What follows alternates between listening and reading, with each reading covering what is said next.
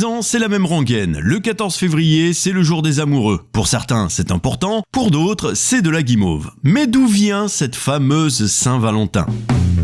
L'histoire dit que Valentin était un Romain qui vivait au IIIe siècle sous l'empereur Claude II, surnommé Claude le Cruel. Ayant beaucoup de mal à recruter ses soldats, Claude se dit alors que les foyers, les femmes et les enfants de ces hommes étaient la cause et a pris la décision d'interdire les mariages. Mais un prêtre continua tout de même de célébrer des mariages, le fameux prêtre Valentin. Lorsque l'empereur l'a su, il l'a mis directement en prison, il l'a fait condamner à mort, et pendant que Valentin était en prison, il a rencontré la fille de son gardien qui était aveugle, et l'histoire raconte que juste avant d'être décapité, Valentin rendit la vue à sa bien-aimée en lui envoyant un petit mot signé « Ton Valentin ». Mais qu'en est-il vraiment ? À l'origine, la Saint-Valentin se trouve en réalité être une célébration libertine. Les Lupersales romaines étaient une tradition religieuse païenne et les hommes parcouraient la ville en fouettant les femmes sur le ventre avec des lanières de cuir pour les rendre fertiles. Eh ben dis donc, ça commence bien cette histoire. Ces célébrations s'achevant souvent par des bacchanales, donc des fêtes religieuses célébrées dans l'Antiquité où les gens buvaient sans limite, les chrétiens ont ensuite cherché à y mettre un petit peu d'ordre. Au 5e siècle, le pape Gélas Ier entreprend de contrer les Lupersales en mettant en place une fête de purification de la Vierge le 2 février qui deviendra la Chandeleur. Aucun rapport avec Friends. Ensuite, il met en place la fête de l'amour spirituel la veille des Lupersales que l'on célèbre le 14 février, en l'occurrence le jour de la Saint-Valentin. C'est un bordel. Au Moyen-Âge, plusieurs carnavals, notamment amoureux, prennent place au mois de février. Le carnaval est alors une inversion de l'ordre social, un rituel de célébration, un jour de fête où tout est possible, et les carnavals amoureux sont alors des fêtes autour de l'ours, qui a une symbolique extrêmement sexuelle. Les hommes se déguisent en ours, attrapent les femmes et les entraînent dans leur antre, où se déroulent de nombreux forcings. Il s'agissait d'une pratique violente et sexiste, mais à l'époque très répandue et impunie. Eh ben heureusement que les temps ont changé.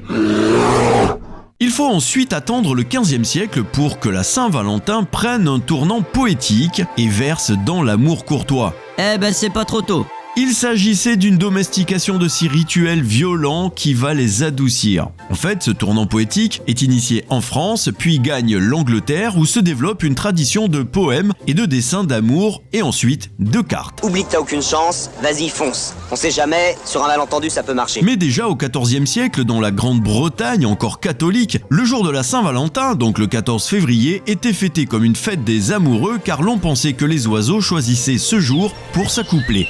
Et tout comme Halloween, cette fête a tenu bon dans le monde anglo-saxon et s'est ensuite répandue à travers le continent européen à une époque récente. On retrouve ce même rapprochement de la Saint-Valentin avec les amoureux dans les poèmes d'Othon de Grandson, qui vivait en Angleterre, de Chaucer et de son contemporain Charles d'Orléans, qui était retenu lui captif en Angleterre et qui fait souvent allusion à la Saint-Valentin, jour où les amoureux choisissaient leur partenaire ou renouvelaient leur serment. Selon le comte d'Argenson, Charles d'Orléans aurait choisi ce saint comme patron des amoureux en souvenir de la cour d'amour que tenait chez elle sa mère, Valentine Visconti. Quelle bonne ambiance pour un gamin. Valentin de Terny, fêté le 14 février, est désigné par l'Église catholique comme le saint patron des amoureux en 1496. Le pape Alexandre VI, lui, a donné le titre de saint patron des amoureux, ce qui n'empêche pas l'Église de combattre la tradition du valentinage. Hérétique, au bûcher, c'est le bûcher. Le pape qui a déclaré le 14 février comme le jour de la Saint-Valentin était le pape Gélas Ier, le troisième et dernier évêque de Rome d'origine berbère, et il serait venu, selon certaines sources, de la province romaine d'Afrique, Ifriqiya, qui est aujourd'hui connue sous le nom de Tunisie. Si c'était à refaire, je crois que je t'épouserais de nouveau,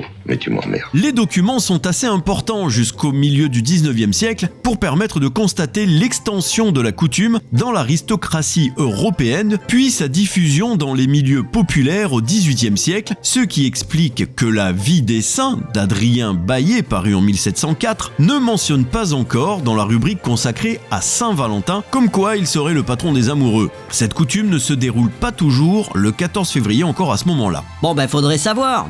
Au cours de la semaine des Valentines, elles reçoivent une lettre de leur Valentin qui se propose de les accompagner le jour de la fête des Brandon. Le fameux Brandon des Feux de l'amour? Non, rien à voir. En fait, c'est le premier dimanche de carême.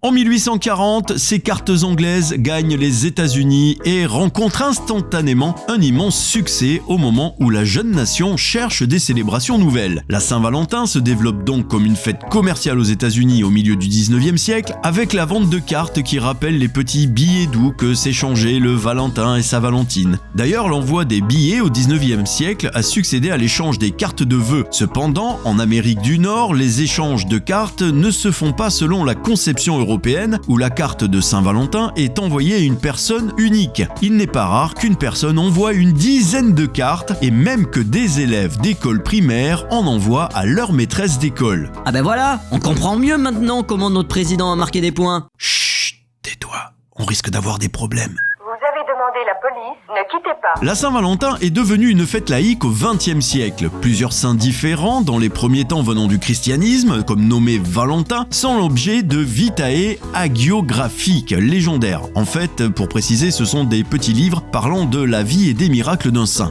Ah ouais, donc ça n'a rien à voir. Cette confusion des origines explique que la fête religieuse de la Saint-Valentin a été rayée du calendrier liturgique romain en 1969 par le pape Paul VI, mais a été conservée dans les calendriers régionaux. Mais de quoi il se mêle, lui? Bon, il se dit aussi que la tradition de la Saint-Valentin va ensuite revenir en France pendant la Seconde Guerre mondiale grâce aux soldats américains qui vantent les mérites de cette fête pour séduire les Françaises en leur achetant des fleurs, des cadeaux. Et l'intérêt commercial de la fête n'échappe pas aux fleuristes, aux papetiers, aux chocolatiers, mais les années 50, encore très traditionnelles du point de vue des mœurs, ne sont pas propices à la séduction.